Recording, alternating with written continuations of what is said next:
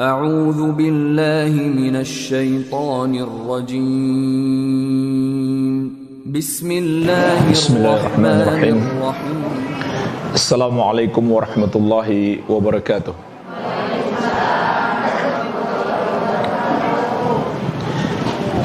Alhamdulillahi ala ihsanih wa syukru lahu ala taufiqihi wa amtinanih.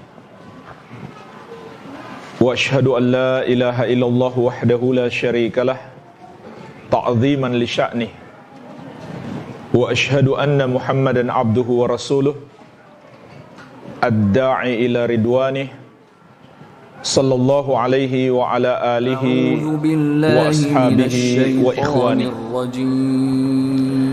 Amma ba'd. Bapak-bapak dan ibu-ibu sekalian yang saya hormati dan saya muliakan, rahimani wa rahimakumullah, semoga Allah Subhanahu wa taala senantiasa mencurahkan rahmatnya kepada kita sekalian.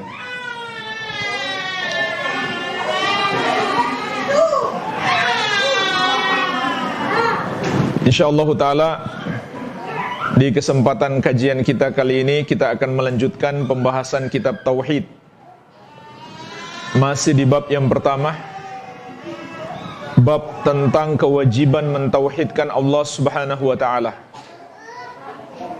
Dan di kesempatan ini yang akan kita bahas tentang perintah Allah untuk mentauhidkannya dan berbakti kepada kedua orang tua.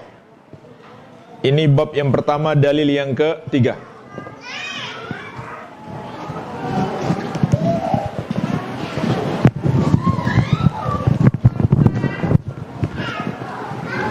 Yang sudah dapat buku bisa dilihat bukunya.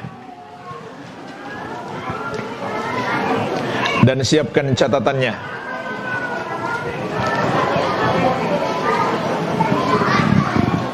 Allah Subhanahu wa ta'ala berfirman,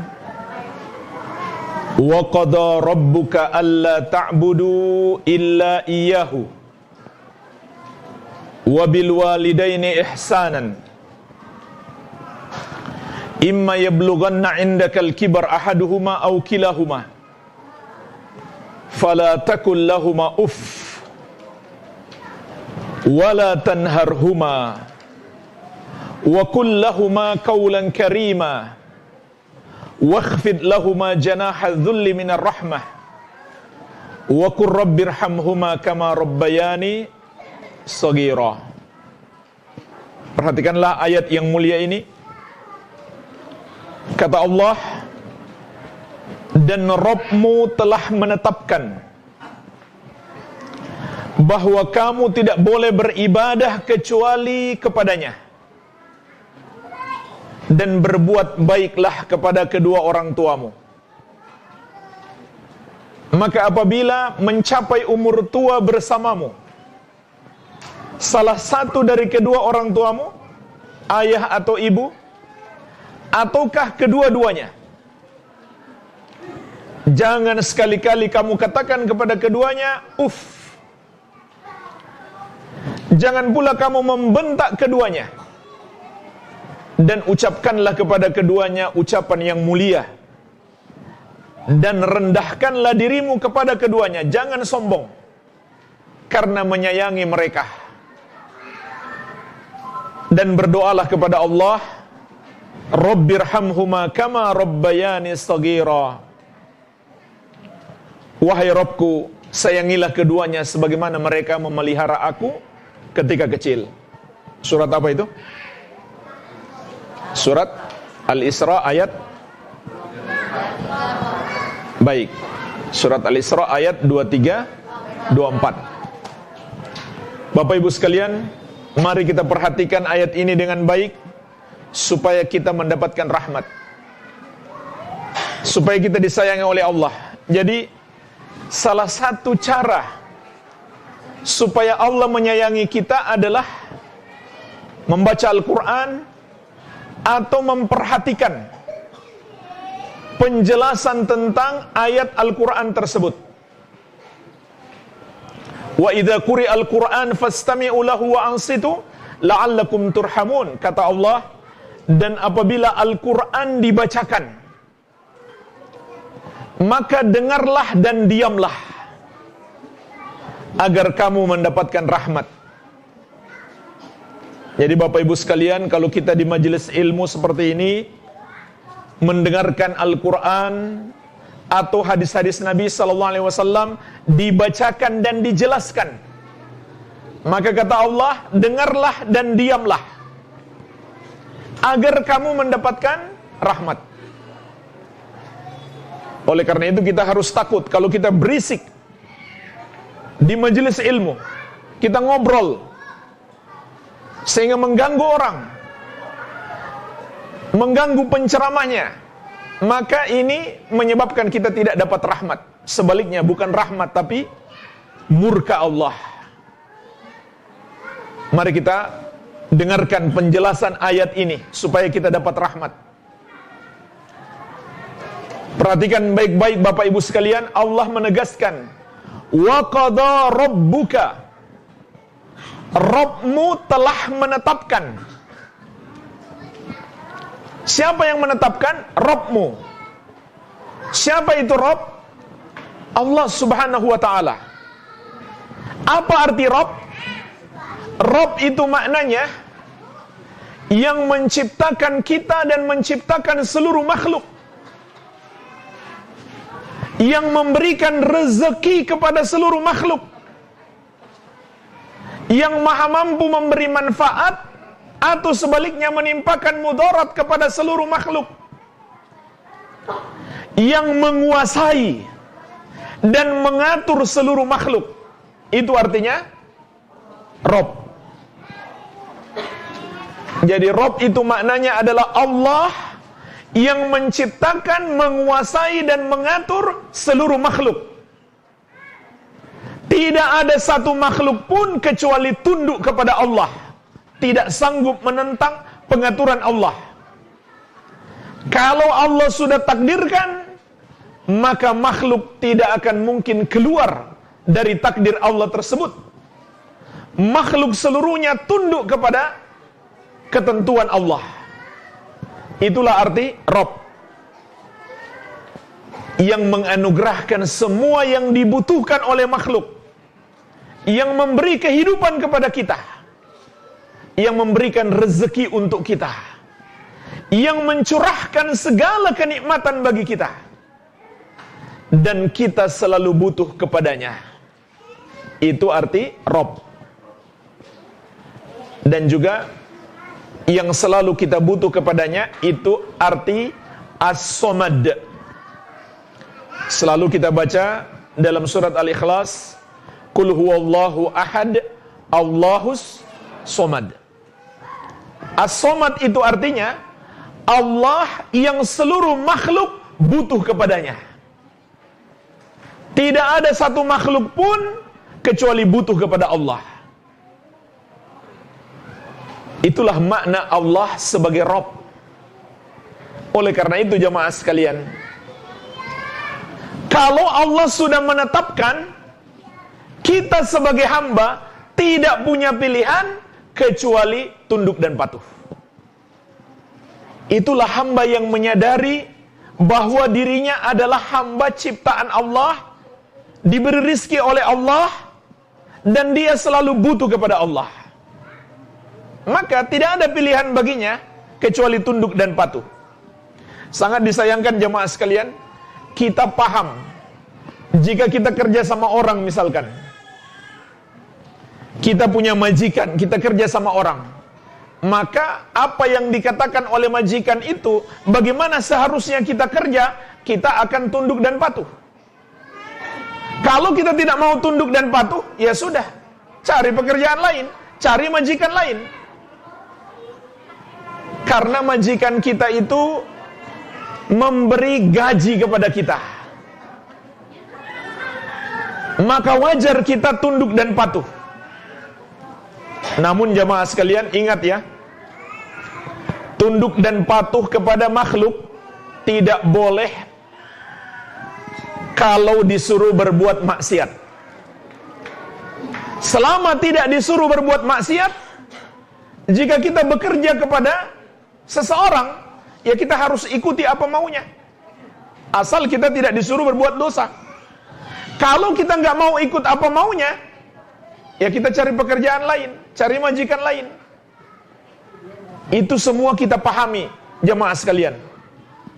Seharusnya kita pahami juga, kita ini ciptaan Allah. Allah selalu memberi rezeki kepada kita. Allah selalu mencurahkan nikmat kepada kita. Kita tinggal di bumi Allah. Setiap detik kita menghirup nafas yang Allah berikan. Setiap detik kita menikmati apa yang Allah anugerahkan. Mata kita, hidung kita, telinga kita, jantung kita, darah kita, seluruh anggota tubuh kita pemberian Allah. Seharusnya kita selalu tunduk dan patuh kepada Allah. Karena kita nggak mungkin mencari bumi lain selain daripada bumi yang Allah berikan kepada kita. Nggak mungkin kita bisa menghirup nafas selain nafas yang Allah berikan kepada kita.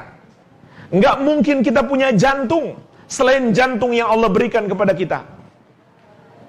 Maka seharusnya apa yang Allah tetapkan bagi kita, kita selalu tunduk dan patuh. Oleh karena itu Bapak Ibu sekalian, orang yang tidak mau mengikuti ketentuan Allah, dia disebut orang sombong. Siapa orang sombong itu? Ada dua kategorinya. Jadi suatu hari Rasulullah SAW menegaskan. Makasih Pak. La yadkhulul jannah man kana fi qalbihi mithqalu dzarratin min kibrin. Tidak akan masuk surga orang yang di hatinya ada kesombongan walaupun sebesar dzarrah, sebesar semut yang paling kecil. Dia nggak akan masuk surga. Ingat ini Bapak Ibu sekalian, Nabi Muhammad SAW mengingatkan kita nggak mungkin masuk surga hamba yang di hatinya ada kesombongan walaupun hanya sebesar dzarrah, sebesar semut yang paling kecil. Lalu ada sahabat bertanya, ya Rasulullah, jika seseorang ingin pakaiannya bagus, sandalnya bagus, apakah itu sombong? Mungkin di zaman kita sekarang, dia pingin juga rumahnya bagus, mobilnya bagus, motornya bagus. Apakah itu sombong? Maka perhatikan apa jawaban Nabi SAW. Al-kibru batrul haq wa ghamtun nas. Sombong itu bukan seperti itu. Orang yang pingin pakaiannya bagus, sandalnya bagus, bukan seperti itu. Orang yang sombong itu bukan seperti itu. Lalu apa sombong itu? Sombong itu kata Nabi SAW ada dua kategori. Yang pertama menolak kebenaran. Yang kedua menganggap remeh orang lain. Jadi ini dua kategori kesombongan. Pertama menolak kebenaran. Apa itu kebenaran Bapak Ibu sekalian? Kebenaran itu hanya satu, tidak berbilang. Kebenaran itu adalah ajaran Allah yang diturunkan kepada Nabi-Nya Muhammad SAW. Itulah kebenaran. Di mana bisa kita lihat kebenaran itu? Di dalam Al-Quran dan As-Sunnah atau Al-Hadith. Itulah kebenaran. Tidak ada kebenaran yang lain. Kebenaran itu hanya satu. Oleh karena itu, agama yang benar juga hanya satu. Yang mengikuti Al-Quran dan hadis itu. Agama apa itu? Islam. Makanya Allah dengan tegas mengatakan, Innad dina indallahil Islam. Sesungguhnya agama yang Allah ridhoi di sisinya hanya Islam. Karena hanya Islam yang benar. Allah tegaskan juga, wa may yabtaghi ghairal islami dinan fala yuqbala min wa huwa fil akhirati minal khasirin. Barang siapa yang menjadikan selain Islam sebagai agama baginya, tidak akan Allah terima agama itu. Dan dia di akhirat termasuk orang-orang yang merugi. Dia di dunia, jemaah sekalian, dia pikir banyak amalnya. rajin ke tempat ibadahnya, rajin ibadah. Tapi di akhirat dia rugi. Kenapa disebut rugi? Karena dia sudah usaha tapi nggak dapat apa-apa. Setiap hari Ahad misalkan mereka pergi ke tempat ibadah mereka, menyembah patung atau menyembah manusia. Itu pun cuma seminggu sekali. Selama 1 minggu tempat ibadahnya tutup, sepi. Dia sudah usaha, dia pikir ini bisa menyelamatkan dia masuk surga. Tapi kata Allah, mereka di akhirat kelak termasuk orang-orang yang merugi. Kenapa disebut rugi? Karena dia usaha tapi nggak dapat apa-apa. Maka dia disebut rugi. Sama seperti kita berdagang, sudah berusaha, sudah berbisnis, tapi nggak ada untungnya, maka disebut rugi. Begitulah perumpamaan orang yang beragama dengan selain Islam, beribadah kepada selain Allah. Dia di dunia juga usaha, tapi hasilnya rugi. Sama dengan orang-orang yang menyembah kepada selain Allah, tapi masih mengaku Muslim. Walaupun mereka mengaku Muslim, namun mereka bikin upacara sesajen. Untuk apa? Untuk mempersembahkannya kepada selain Allah. Mereka sembelih seekor kerbau misalkan, lalu kepalanya dilarung ke laut. Untuk siapa dipersembahkan? Untuk setan yang ada di situ. Lebih parah lagi, setan mereka anggap ratu. Ratu siapa namanya? Salah, ratu setan. Subhanallah, setan kok dianggap ratu di situ. Lalu mereka persembahkan sesajen untuk dia, upacara ritual untuk pendekatan diri kepadanya. Mereka sembelih hewan untuk dia, padahal menyembelih itu ibadah. Nah, siapa yang tahu dalilnya menyembelih itu ibadah? Ada yang bisa? Silakan, Bu. Surat Al-Kautsar bunyinya.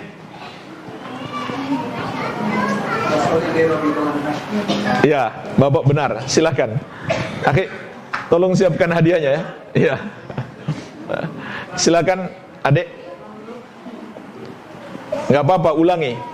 Bapak tadi ulangi apa yang dia baca. Ya itu aja, nggak apa-apa.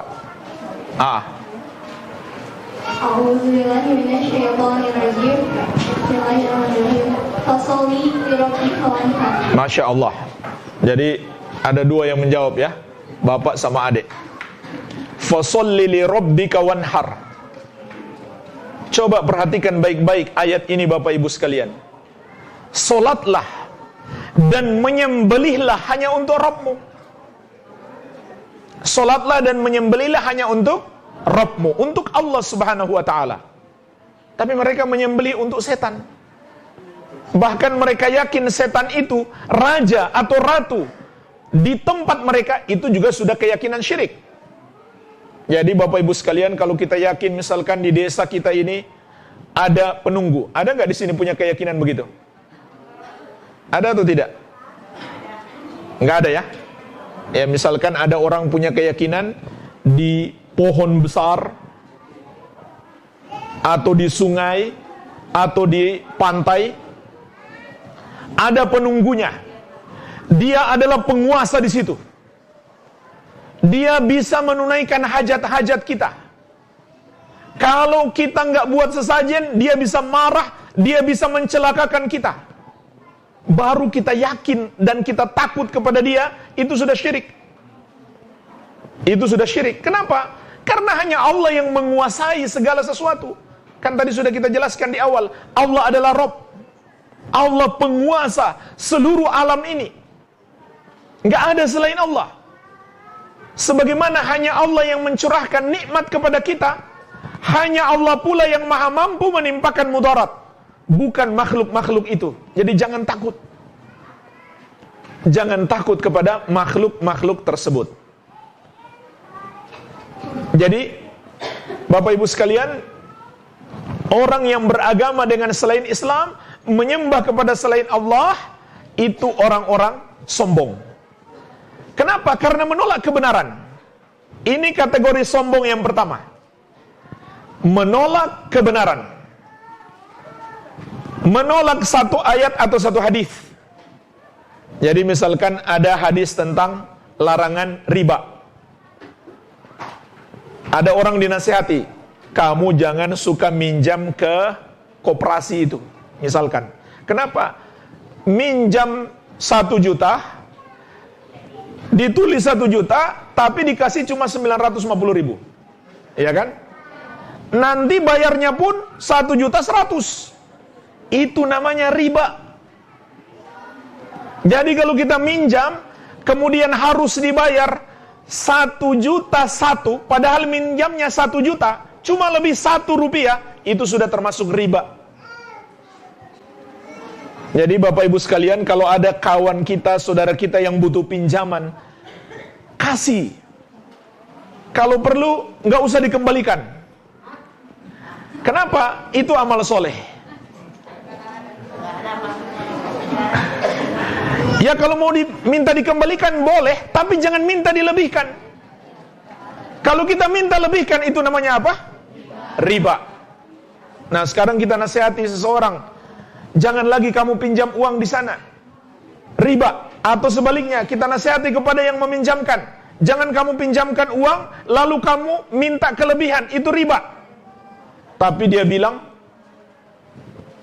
ya nggak apa-apalah, walaupun riba juga nggak apa-apa kata dia. Maka Bapak Ibu sekalian, ini contoh orang apa? Sombong. Dia menolak kebenaran. Ada seorang ibu-ibu disuruh pakai jilbab, nggak mau dia. Ini contoh orang sombong, menolak kebenaran. Jadi orang yang tidak mau mengamalkan ajaran Allah, ajaran Islam, itu adalah orang sombong. Bapak tadi udah dikasih? Yang jawab tadi. Masya Allah. Jadi ini kategori sombong yang pertama. Menolak ajaran agama. Bahkan kalau dia nggak mau mengakui itu ajaran agama, padahal sudah jelas itu ajaran agama, itu bisa sampai dia bukan muslim lagi. Tapi kalau sekedar dia tidak mengamalkan, maka dia disebut pelaku dosa besar. Tidak mau pakai jilbab misalkan, masih mau terus makan riba, itu adalah dosa besar. Iya. Ini kategori pertama, orang sombong. Tidak mau mengikuti ketentuan Allah. Yang kedua adalah menganggap remeh orang lain. Menganggap dia lebih hebat daripada orang lain. Dia lebih mulia daripada orang lain. Ini hati-hati. Seringkali muncul dalam hati kita seperti itu. Kita menganggap kita lebih baik daripada orang lain. Itu kategori kesombongan yang kedua. Baik. Jadi jemaah sekalian, kalau Allah sudah tetapkan, wajib kita tunduk patuh. Kita nggak punya pilihan lain kecuali tunduk dan patuh. Karena Allah adalah Rabb kita. Jika kita tidak mau tunduk dan patuh, maka kita adalah orang yang sombong. Dan kita harus takut karena Rasulullah SAW mengatakan tidak akan masuk surga orang yang di hatinya ada kesombongan walau hanya sebesar dzarrah. Apalagi kalau kesombongannya itu sangat besar. Nah, sekarang kita lihat ayat ini. Apa yang Allah tetapkan yang kita harus tunduk patuh? Ada 2 ketetapan. Ketetapan yang pertama, alla ta'budu illa iyyahu. Kamu tidak boleh beribadah kecuali hanya kepada Allah. Inilah ketetapan Allah nomor 1. Ketetapan Allah yang pertama. Yang layak kita sembah, yang boleh kita ibadahi, hanya Allah subhanahu wa ta'ala. Dan inilah yang disebut dengan tauhid. Tauhid itu maknanya kita beribadah hanya kepada Allah dengan keyakinan hanya Allah yang berhak disembah, dan semua yang disembah selain Allah adalah salah, tidak benar. Apapun yang dianggap Tuhan yang disembah oleh manusia selain Allah itu tidak benar, itu salah. Kemarin sudah pernah saya bahas kan, kalimat la ilaha illallah memiliki 2 rukun. Ada yang bisa menjawab 2 rukun kalimat la ilaha illallah? Yang bisa menjawab angkat tangan dulu. Hadiahnya masih ada kan? Iya, masih banyak. Silakan Bu, silakan dijawab. Oh iya, silakan.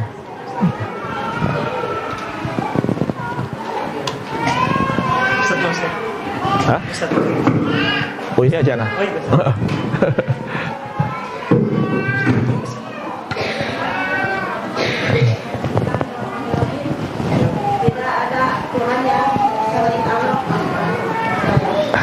Jadi coba Ibu dengarkan pertanyaannya ya. Sebutkan 2 rukun kalimat la ilaha illallah.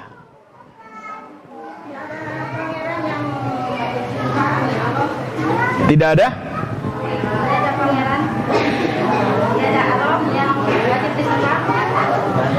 Baik. Kalau yang Ibu jawab itu arti la ilaha illallah. Tidak ada Tuhan yang berhak disembah kecuali Allah. Yang saya tanyakan 2 rukun. Siapa yang masih ingat? Silakan Pak. La ilaha illallah, la ilaha itu ada dalam an-nafyu adalah penyimpangan. Penafikan. Ya, penafikan. Allah adalah hanya pengakuan kepada Allah. Masya Allah, benar sekali. Iya. Silakan kasih hadiah Bapak ini. Baik. Jadi Bapak Ibu sekalian, ini harus diperhatikan dengan baik. Karena ini kan, ini jaminan kita masuk surga. La ilaha illallah. Orang yang tadinya tidak beriman, dia mau jadi muslim, mau jadi beriman, dia harus ucapkan kalimat ini. Jadi kita harus paham betul. Kita harus paham betul. La ilaha illallah memiliki 2 rukun. Rukun yang pertama terkandung dalam la ilaha. Itu disebut rukun an-nafyu, penafikan. Artinya apa? Kita anggap salah, kita ingkari semua yang disembah selain Allah. Itu arti la ilaha. Kita bilang la ilaha berarti kita bilang semua yang disembah selain Allah tidak benar. Dan semua orang yang melakukannya disebut orang apa? Kafir atau musyrik. Ini rukun yang pertama. Rukun yang kedua disebut rukun al-itsbat, penetapan, yang terkandung di dalam illallah. Apa yang kita tetapkan? Keimanan kita bahwa hanya Allah yang berhak disembah. Keimanan kita bahwa hanya Allah yang berhak disembah. Jadi ingat, inilah yang disebut dengan tauhid. Inilah ketetapan Allah. Jadi la ilaha illallah sama dengan ayat yang sedang kita bahas. Surat Al-Isra ayat 23. Alla ta'budu illa iyyahu. Kamu tidak boleh beribadah kecuali hanya kepada Allah. Sama dengan la ilaha illallah. Tidak ada yang berhak disembah kecuali Allah Subhanahu wa ta'ala. Jadi Bapak Ibu sekalian, misalkan ada orang menyembah Allah, dia rajin sholat, rajin puasa, rajin berzakat. Nanti Idul Adha dia juga menyembelih hewan kurban. Untuk siapa? Untuk Allah. Tapi dia sekali-kali, mungkin setiap tahun, dia menyembelih untuk selain Allah.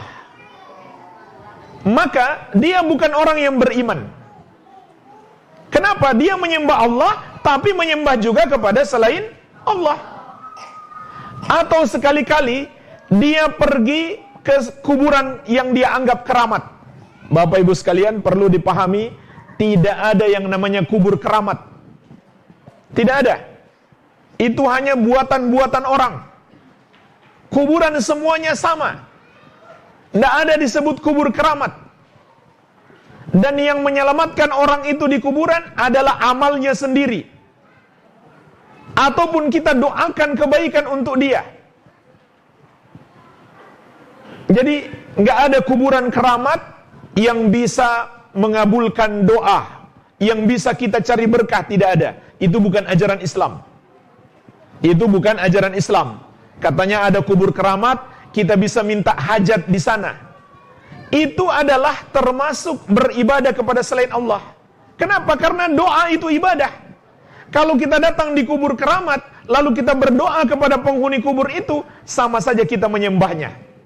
Orang yang melakukan itu, walaupun dia rajin sholat, dia rajin puasa, dia rajin berzakat, nggak ada gunanya. Karena dia menyembah dua. Dia menyembah Allah, menyembah penghuni kubur keramat. Padahal Allah mengatakan dalam ayat ini, Allah ta'budu illa iyyahu. Kamu tidak boleh beribadah kecuali hanya kepadanya. Inilah Bapak Ibu sekalian, ketentuan, ketetapan Allah yang pertama dalam ayat ini. Menyembah hanya kepadanya. Tidak sedikit pun kita menyembah kepada selain Allah. Dan bahkan kita tidak akui peribadahan kepada selain Allah. Dan kita yakin orang yang menyembah kepada selain Allah adalah pelaku dosa yang paling besar.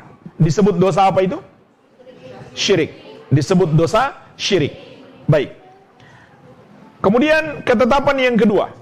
Jadi ada dua ketetapan di sini yang kita harus selalu tunduk dan patuh. Tidak ada pilihan bagi kita kecuali mengamalkannya, tunduk kepadanya. Yang pertama, menyembah hanya kepada Allah. Yang kedua adalah wabil walidaini ihsanan. Hendaklah kamu berbuat baik atau berbakti kepada kedua orang tuamu. Maka jemaah sekalian, ayat ini menunjukkan kepada kita betapa besarnya hak orang tua. Karena Allah menyebutkan setelah hak Allah. Luar biasa besarnya hak orang tua. Dan juga sangat besar pahala kita jika kita selalu berbuat baik kepada orang tua.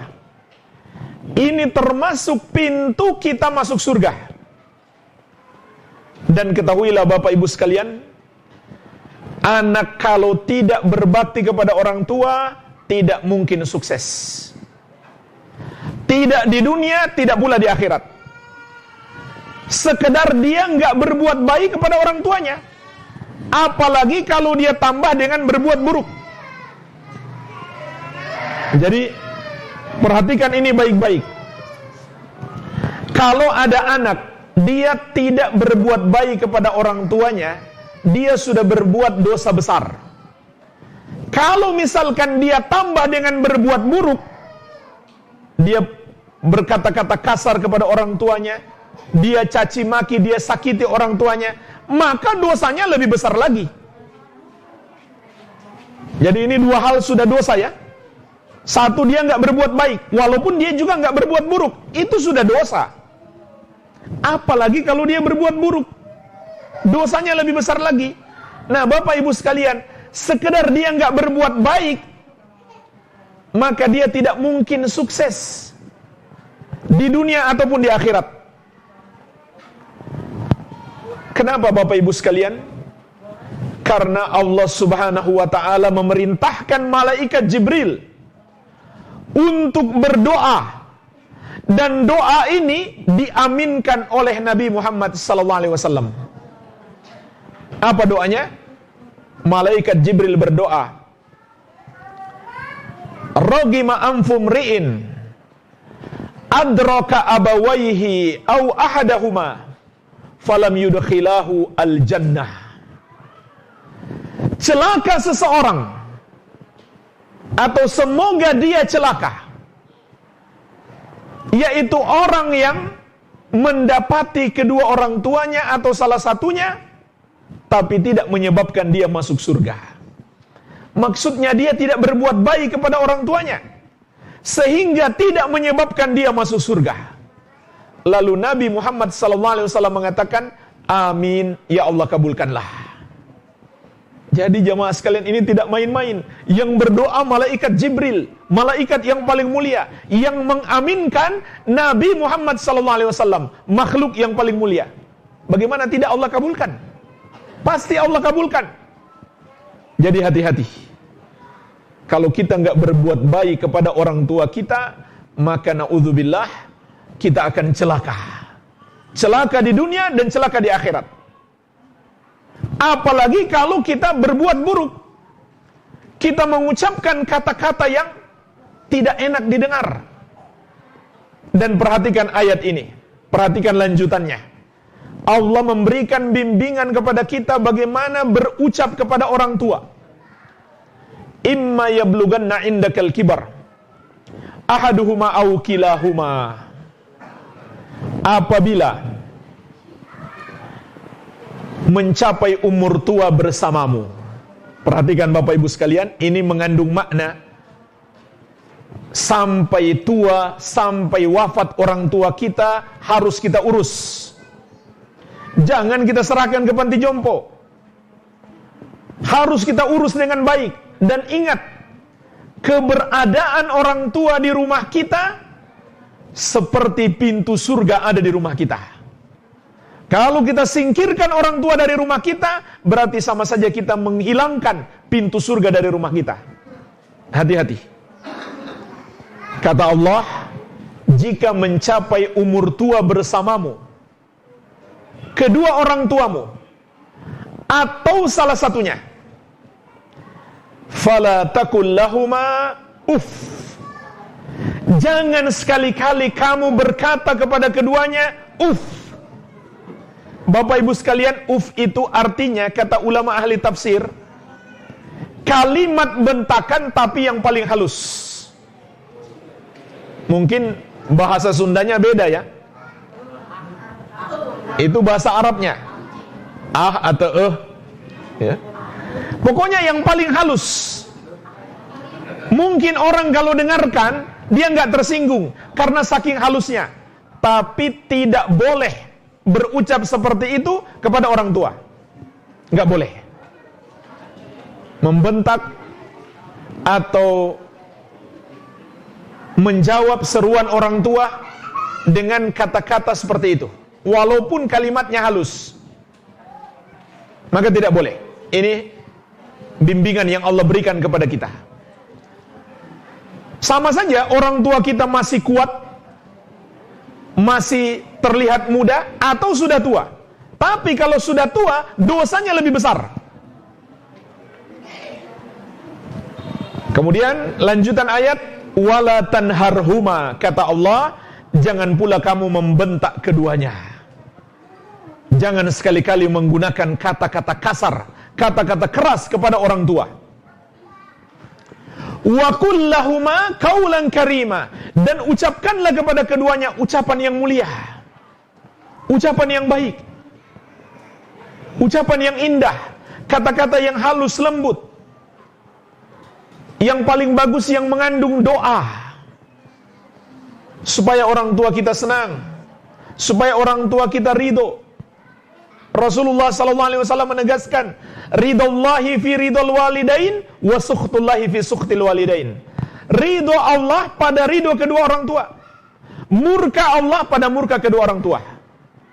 Jadi kalau orang tua kita ridho kepada kita, Allah pun ridho. Kalau orang tua kita marah kepada kita, Allah pun murka kepada kita. Tapi Bapak Ibu sekalian, itu berlaku kalau kita nggak disuruh berbuat maksiat.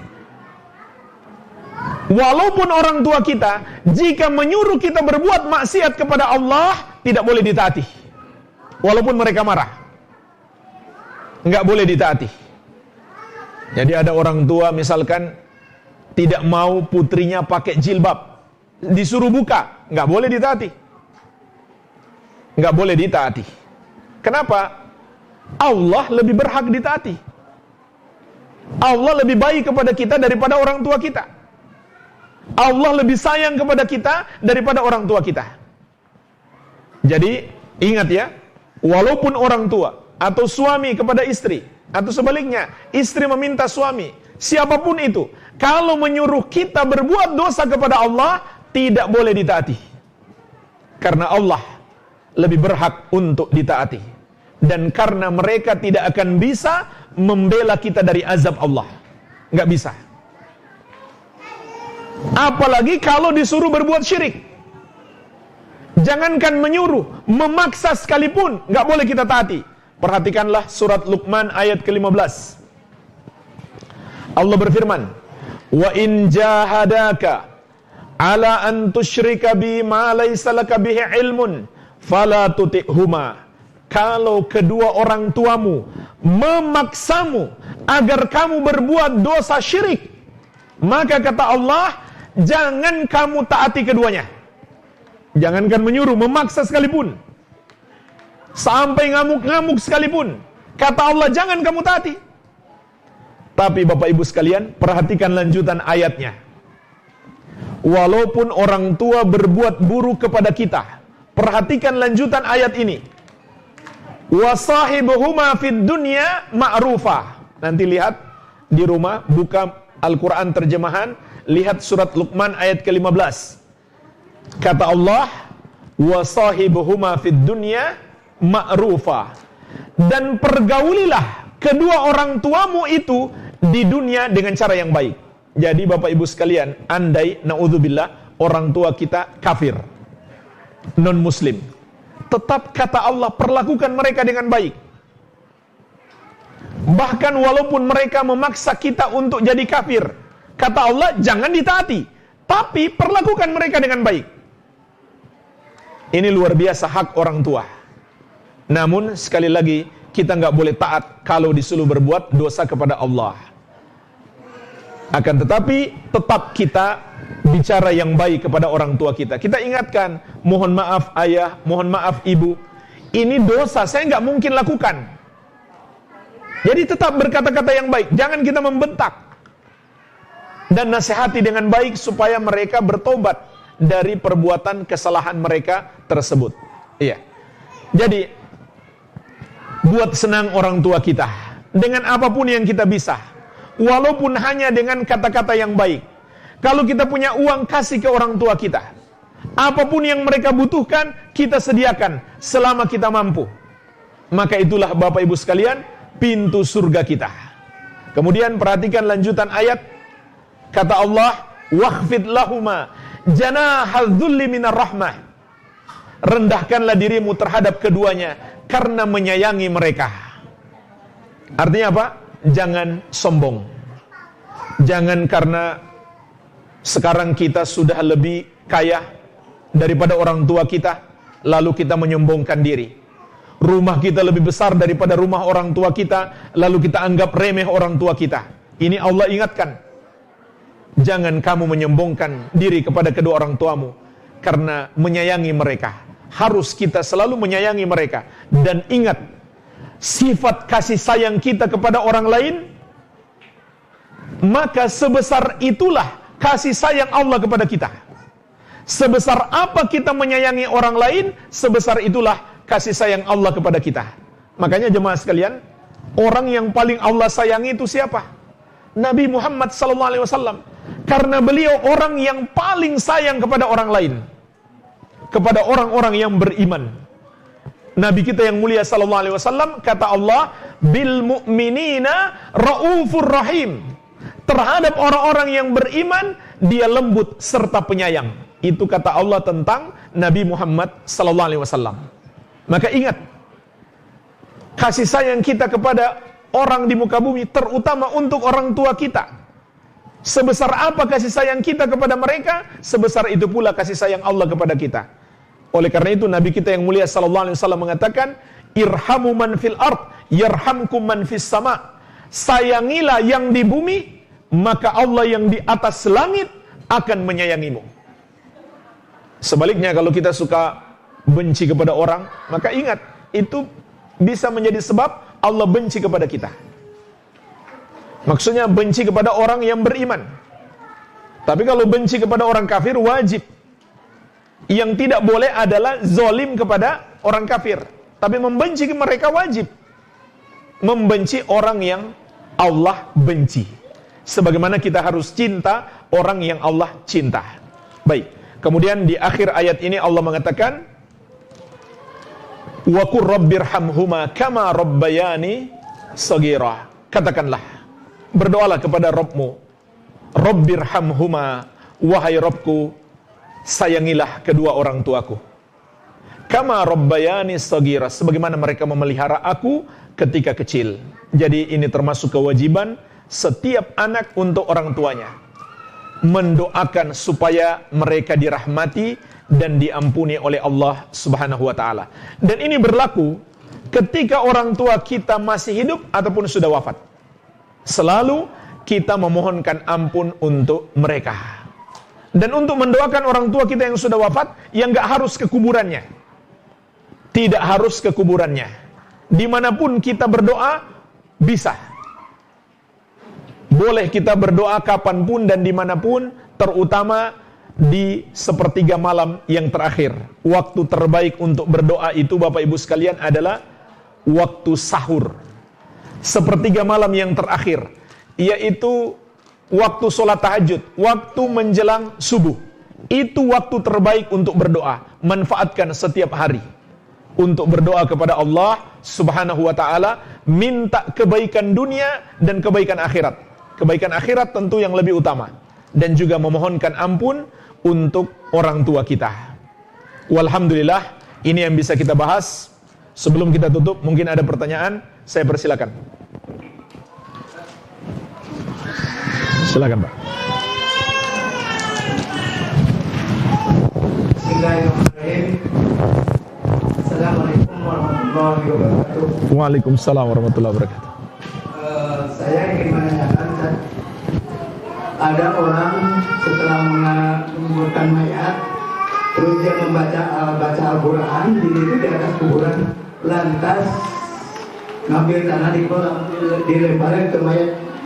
Apa itu maksudnya? Saya belum mengerti. Baik. Semua yang hadir di kuburan saat mengubur jenazah itu dianjurkan ikut dia melemparkan atau menguburkan mayat itu dengan menutupkan tanah. Tapi membaca Al-Quran di kuburan itu tidak ada contohnya dari Nabi Muhammad SAW. Bayangkan Bapak Ibu sekalian, orang yang paling rajin baca Quran Nabi Muhammad SAW. Begitu pula para sahabatnya.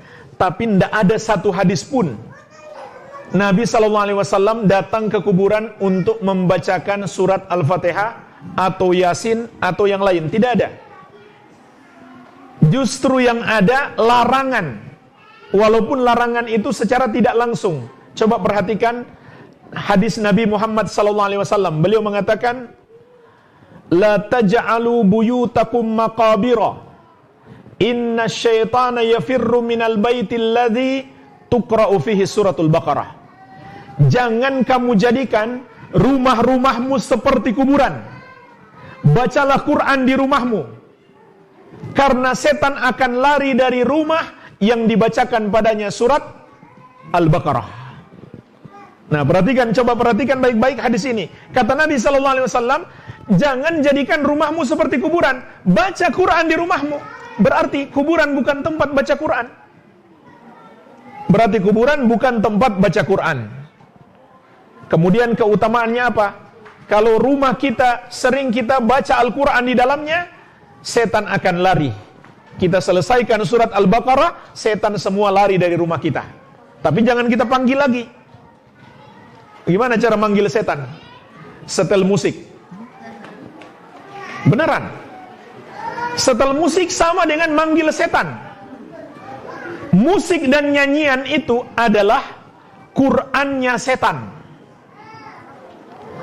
Yang kita baca surat Al-Fatihah sampai surat An-Nas itu Qur'annya Allah. Nyanyian dan musik Qur'annya setan. Jadi habis baca Quran setannya lari. kita setel musik, setan datang lagi. Baik melalui televisi, atau melalui radio, atau rekaman, atau HP. Jangan kita panggil lagi setan ke rumah kita. Dan semua perbuatan dosa membuat setan tidak mau masuk ke rumah kita. Perhatikan hadis Nabi SAW. Innal malaikata la tadkhulu baitan fihi kalbun wala surah. Sesungguhnya setan tidak akan masuk rumah, sesungguhnya malaikat tidak akan masuk rumah yang di dalamnya ada anjing dan ada gambar bernyawa. Gambar bernyawa itu seperti patung, lukisan, foto manusia atau hewan. Kalau ada ini di rumah kita, malaikat nggak mau masuk. Itu kata Nabi Muhammad SAW. Tapi kalau cuma gambar pemandangan, tidak apa-apa. Jadi di rumah kita ada hiasan, gambar pemandangan, pohon, gunung, matahari, sungai, laut, tidak apa-apa. Yang tidak boleh gambar bernyawa, manusia dan hewan. Malaikat nggak mau masuk. Jadi ini keutamaan kalau kita membaca Al-Quran di rumah, menjadikan rumah kita tempat ibadah. Malaikat datang membawa rahmat Allah dan mendoakan kita. Setan-setan lari. Sebaliknya kalau kita berbuat dosa, setan-setan berdatangan, malaikat tidak mau datang ke rumah kita. Nah, sekarang kembali ke pertanyaan tadi. Jadi kata Nabi SAW, rumah jangan seperti kuburan. Rumah tempat membaca Al-Quran. Di kuburan bukan tempat membaca Al-Quran. Di kuburan itu sekedar kita doakan penghuni kubur. Sekedar kita doakan mereka. Itu satu yang kita lakukan. Doakan mereka. Membacakan Al-Quran bukan mendoakan. Mendoakan itu seperti kita mengatakan, Allahumma ghafir lahu warhamhu. Ya Allah, ampunilah dia, rahmatilah dia. Bukan membacakan Al-Quran, tapi mendoakan. Setelah itu apa? Kita ingat mati. Itu yang kita lakukan di kuburan. Jangan di kuburan kita ketawa-ketawa, bercanda, masih nonton YouTube lagi di kuburan. Di kuburan kita merenung, ingat mati. Besok kita di dalam situ. Kemudian kita perbaiki diri kita, bertobat kepada Allah untuk bekal kita setelah kehidupan ini. Jadi tidak ada petunjuk Nabi SAW membaca Al-Quran di kuburan. Iya, barangkali seperti itu. Ada pertanyaan lain? Silakan. Silakan.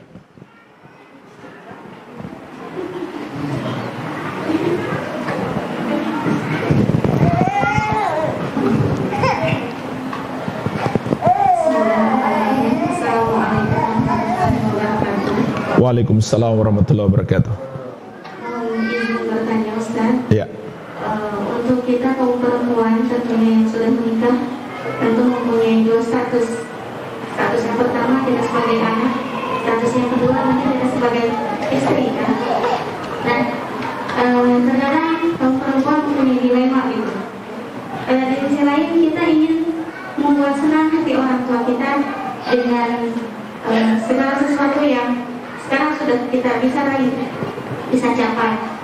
Tapi di sisi lain kita juga ada suami yang mungkin dalam rumah tangga harus ada kewajiban yang harus dipenuhi gitu terhadap suami, apalagi perizinan dari suami. Nah, saya mau tanya Ustaz, bagaimana sih sikap kita terhadap orang tua? Karena mungkin sebagai anak kita juga ingin menyenangkan hati orang tua dengan apa yang kita capai gitu. Salah satu contohnya, jika kita menjalani dalam satu kegiatan mungkin orang tua mendukung, orang tua senang. Tetapi di sisi lain suami mungkin dalam hal perizinan agak susah gitu Ustaz. Jadi gimana tuh Ustaz mengatasi dilema seperti itu? Baik. Untuk kaum perempuan. Assalamualaikum warahmatullahi wabarakatuh. Waalaikumsalam warahmatullahi wabarakatuh. Baik. Bapak Ibu sekalian, ketika seorang wanita telah menikah, maka kedudukan suaminya menjadi lebih tinggi daripada orang tuanya. Kedudukan suami menjadi lebih tinggi daripada orang tuanya. Tapi para suami juga harus ingat, tanggung jawabnya pun lebih besar. Bisa jadi dia masuk neraka gara-gara dia tidak menunaikan tanggung jawabnya terhadap istrinya. Jadi suami yang punya istri itu bisa menjadi sebab dia masuk surga kalau dia urus istrinya dengan baik, tapi sebaliknya bisa menjadi sebab dia masuk neraka kalau dia tidak urus istrinya dengan baik. Jadi para suami jangan hanya melihat kewajiban istri berbakti kepadanya, tapi ingat juga dia punya tanggung jawab besar terhadap istri. Maka seorang wanita jika sudah menikah, suaminya yang lebih besar haknya daripada orang tua. Karena Nabi SAW mengatakan di antaranya, "Lau kuntu amiran ahadan an yasjuda li ahadin la amartul mar'ata an tasjuda li zawjiha." Andai saja boleh aku suruh seseorang sujud kepada orang lain, maka seorang istri yang aku akan suruh sujud kepada suaminya. Tentu ini enggak boleh. Cuma Nabi SAW mengatakan andai saja boleh. Maka jemaah sekalian, sujud itu hanya boleh kepada Allah, nggak boleh kepada selain Allah. Walaupun untuk menghormati, termasuk membungkuk-bungkuk juga nggak boleh. Jadi kalau ketemu orang, nggak usah membungkuk-bungkuk, salam saja. Untuk menghormati orang itu dengan salam, itu sudah penghormatan yang paling bagus. Jangan kita membungkuk, karena membungkuk itu menyerupai ruku. Ruku itu hanya untuk Allah. Nabi kita yang mulia SAW juga melarang kita membungkukkan badan kalau ketemu orang. Tapi kalau cuma menjulurkan tangan, ya tidak apa-apa, tidak dilarang. Kita mau lewat di kumpulan orang, kita julurkan tangan minta permisi, boleh. Tapi kalau kita membungkuk, itu nggak boleh. Karena membungkuk itu hampir menyerupai ruku. Ruku itu hanya untuk Allah Subhanahu wa Ta'ala, begitu pula sujud. Baik, jadi ini menunjukkan besarnya hak suami. Karena andai boleh kita sujud kepada orang, maka wanita yang lebih layak untuk sujud kepada suaminya. Iya. Tetapi Bapak Ibu sekalian, itu tidak berarti orang tua kehilangan hak, tidak. Walaupun anak wanitanya sudah menikah, dia masih punya hak. Anak itu masih punya kewajiban untuk berbakti kepada orang tuanya. Jadi sebenarnya ini bukan untuk dipertentangkan. Seorang wanita yang sudah menikah, dia tunaikan hak suaminya, dia tunaikan hak orang tuanya. Tetap dia berbuat baik kepada orang tuanya, walaupun sudah tidak seperti dulu. Ya contohnya, kalau orang tuanya menyuruh dia harus tetap tinggal di rumah ini, supaya kamu sama orang tua, sementara suami pingin di rumah sendiri, ya nggak boleh dia taat orang tua, harus dia ikut suami. Jadi sudah terbatas, tapi tetap dia harus berbuat baik. Ya mungkin sepekan sekali datang ke rumah orang tuanya, atau sekarang alhamdulillah kita bisa telepon, kita bisa WhatsApp. Kalau ada uang transfer ke orang tua, tidak masalah. Kalau uang istri sendiri, kalau dia minta izin kepada suami lebih baik, walaupun tidak harus. Kalau uang dia sendiri, kalau dia ngobrol kepada suami, itu lebih bagus, tapi tidak harus. Tapi kalau uang suami, ya harus izin dulu. Izin dulu, minta izin kepada suami untuk mengirimkan sebagian uang kepada orang tua. Dan kalau suami itu baik, tentu dia akan justru mendorong istrinya untuk berbakti kepada orang tuanya. Itu kalau suami baik. Pasti dia akan selalu menasihati istrinya untuk tetap menyambung silaturahmi dengan orang tuanya, walaupun rumah sudah beda. Apalagi kalau rumahnya dekat, setiap masak bawakan kepada orang tua kita. Itu orang tua masih punya hak, bukan hilang sama sekali. Namun jangan dipertentangkan. Jadi bukan untuk dipertentangkan antara hak suami dan orang tua. Dua-duanya dipenuhi haknya. Dua-duanya dipenuhi haknya.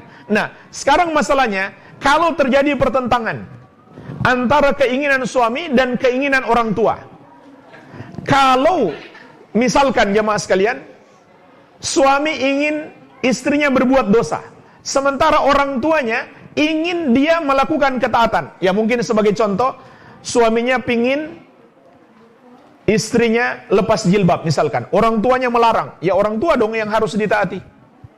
Karena menaati orang tua dalam hal ini berarti taat kepada Allah. Tapi kalau misalkan dua-duanya menyuruh untuk melakukan yang tidak bertentangan dengan syariat, ya misalkan mau beli rumah nih, orang tuanya pingin di sini, suaminya pingin di sana, siapa yang harus dia taati? Suaminya. Suaminya yang harus dia taati. Karena sama-sama tidak bertentangan dengan syariat. Sama-sama tidak bertentangan dengan syariat. Tapi kalau orang tua menyuruh yang sesuai syariat dan suami menyuruh yang bertentangan dengan syariat, maka orang tua yang harus ditaati. Kalau sama-sama nggak bertentangan, maka suami yang harus lebih ditaati. Nah, bagaimana kalau misalkan orang tua jadi marah karena taat kepada suami? Maka minta maaf kepada orang tua dan kasih hadiah-hadiah supaya nggak jadi marah.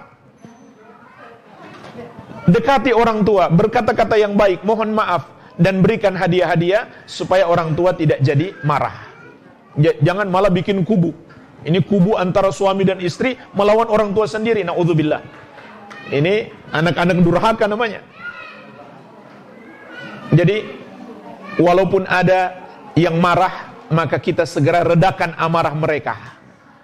Kita segera, sama dengan suami tadi, kalau dia marah karena kita berbuat baik kepada orang tua, nah ini juga nggak boleh ditaati. Kita punya uang misalkan, kita mau kirim ke orang tua kita, suami melarang, nggak boleh ditaati. Karena dia melarang kita berbuat baik. Sama saja dia melarang kita untuk taat kepada Allah. Ini nggak boleh ditaati. Tapi bagaimana sikap kepada suami? Ya dekati, minta maaf, sampaikan kata-kata yang baik supaya hatinya, emosinya meredah. Jadi seperti itu. Harus berusaha tetap menunaikan hak suami dan hak orang tua. Kalau ada salah satu yang marah karena kita nggak taat disebabkan dia menyebabkan kita berbuat dosa, maka kita nasihati dengan baik, kita minta maaf, kita kasih hadiah-hadiah supaya dia tidak marah kepada kita.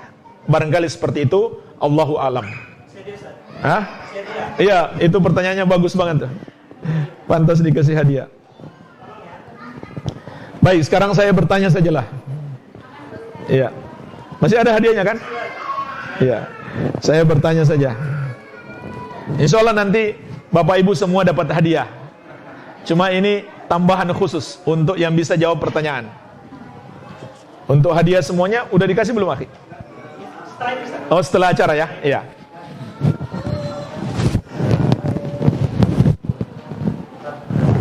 Oh, masih ada pertanyaan? Silakan, Pak.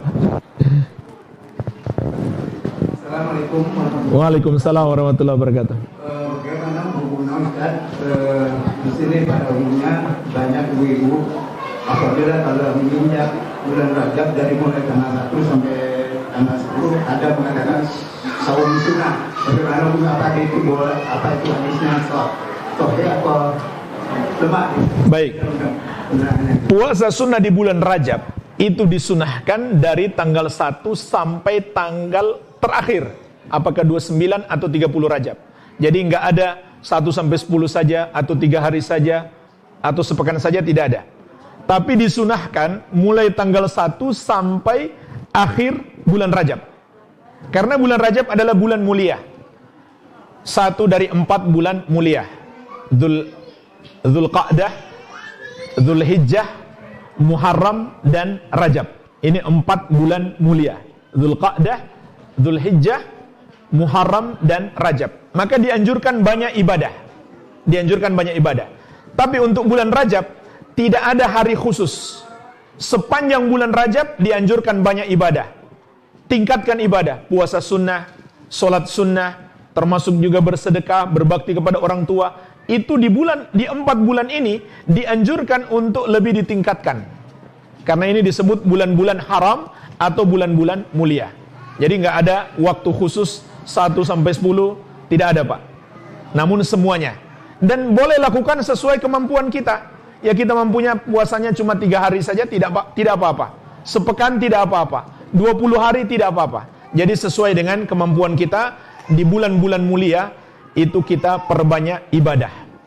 Dan ingat, di bulan-bulan mulia ini juga dosa lebih besar, bukan hanya ibadah.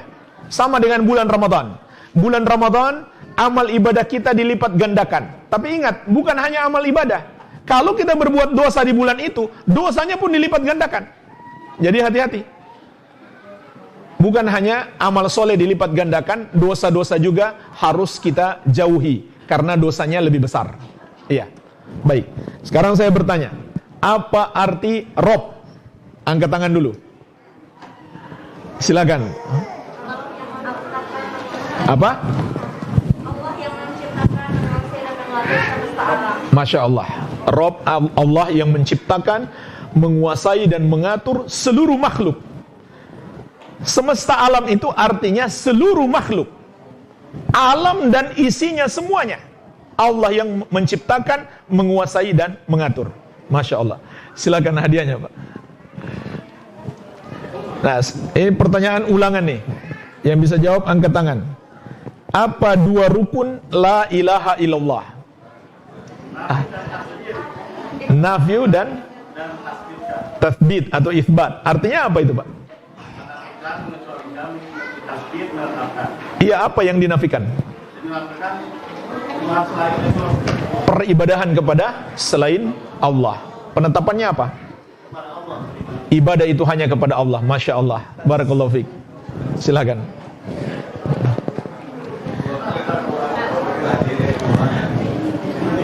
Sebutkan dua kriteria orang sombong. Ibu. Menolak kebenaran dan menganggap remeh orang lain. Menolak kebenaran dan menganggap remeh orang lain. Ini dua kriteria orang sombong. Silakan, akhi. Apa yang dimaksud dengan kebenaran? Angkat tangan. Bukannya sudah menjawab tadi? Hah? Tadi udah dapat hadiah kan? Iya, yang lainnya. Silakan, Bu. Allah yang menurunkan ajaran kepada Nabi Muhammad. Baik, itulah kebenaran. Ajaran yang Allah turunkan kepada Nabi Muhammad sallallahu alaihi wasallam. Apa disebut namanya itu? Agama apa? Islam. Di mana kita dapatkan Islam itu?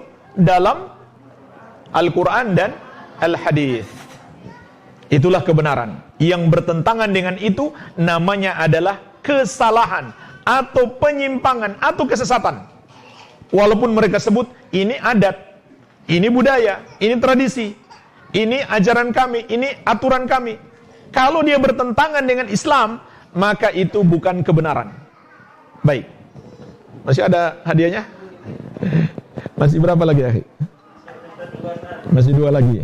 Baik, dua pertanyaan lagi.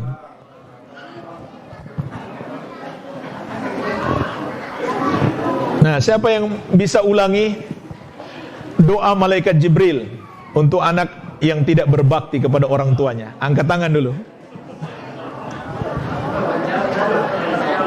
Angkat tangan. Ini bukan disuruh kita baca ya, cuma menguji aja yang perhatian pelajaran tadi. Apa tadi doa malaikat Jibril? Kan singkat doanya. Bahasa Indonesia saja, artinya aja nggak apa-apa. Nah, angkat tangan dulu. Oh, silakan. Apa kata malaikat Jibril?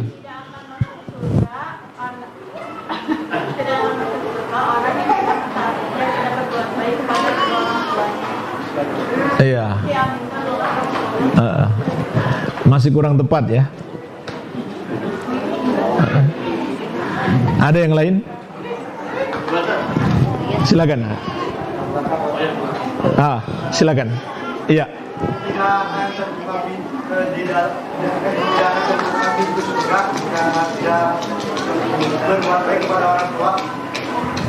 Masih kurang tepat. Ayo, silakan. Tadi kan udah, Bapak. Iya, yang belum. membuat orang tuanya masih hidup, namun kepada keadaan kedua orang tuanya tidak membuat masuk ke dalam surga. Masya Allah, barakallahu fiik. Silakan. Iya. Jadi apa kata malaikat Jibril? Celaka seseorang yang mendapati kedua orang tuanya atau salah satu dari keduanya, tapi tidak menyebabkan dia masuk surga. Artinya dia nggak berbuat baik kepada orang tuanya, sehingga dia tidak masuk surga. Iya.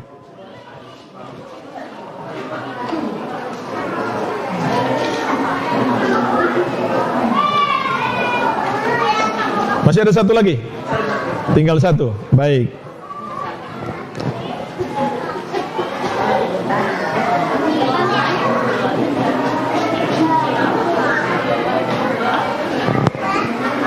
Baik, pertanyaan terakhir. Tadi kita bahas dua ketetapan Allah yang harus selalu kita tunduk patuh. Apa saja itu? Cuma satu yang angkat tangan, silakan. Iya, nggak apa-apa, artinya aja. Kamu tidak boleh beribadah kecuali hanya kepada Allah. Ini pertama. Kedua, berbuat baik kepada orang tua. Masya Allah. Alhamdulillah, ini yang bisa kita sampaikan. Semoga bermanfaat.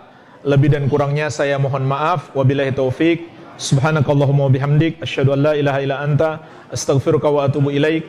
Wa sallallahu ala nabiyyina Muhammadin wa alihi wasallam.